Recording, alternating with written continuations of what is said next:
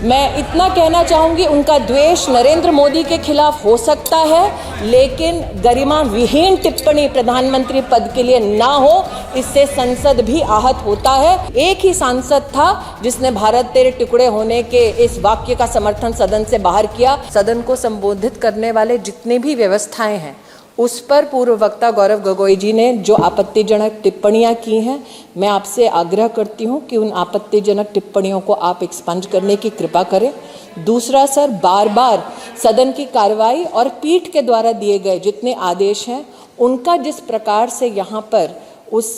सांसद ने अपनी राजनीतिक व्यवस्था के लिए दुरुपयोग किया, आपके बार बार टोकने के बावजूद, वो भी आपत्तिजनक व्यवस्था है, जिसको मेरा आपसे आग्रह है कि आप एक्सपंज करें।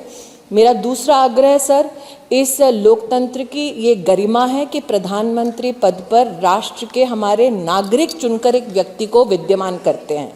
उस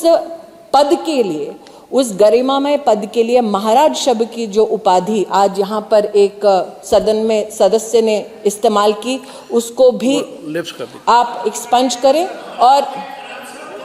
मैं इतना कहना चाहूँगी, उनका द्वेष नरेंद्र मोदी के खिलाफ हो सकता है, लेकिन गरिमा विहीन टिप्पणी प्रधानमंत्री पद के लिए ना हो, इससे संसद भी आहत होता है और वो वोटर भी जो लोकतांत्रिक तरीके से चुनकर अपने प्रतिनिधि को सदन में भेजता है। और अंतिम सर, मेरा निवेदन आपसे 352 और 353 के संदर्भ में, ये बार बार इस वक्ता ने कहा कि हमें शर्म है इस बात की कि हम हिंदुस्तानी हैं, ये गौरव, हम इसकी अनुभूति हमें 2014 से पहले नहीं थी। मैं कहना चाहूँगी सर, मैं स्वयं इस सदन में साक्षी हूँ, इस सदन में एक ही सांसद था जिसने भारत तेरे टुकड़े होने के इस वाक्य का समर्थन सदन से बाहर किया। एक भी सांसद भारतीय जनता पार्टी का ऐसा नहीं है जिसने अपने पूरे जीवन काल में कभी भी इस बात का गौरव ना किया हो कि हम इस देश में जन्मे हैं और हम हिंदुस्तानी हैं। तो इस प्रकार का आक्षेप जो लगाया गया है, मेरी आपसे विनम्र निवेदन है कि आप इसको एक्सपंज करें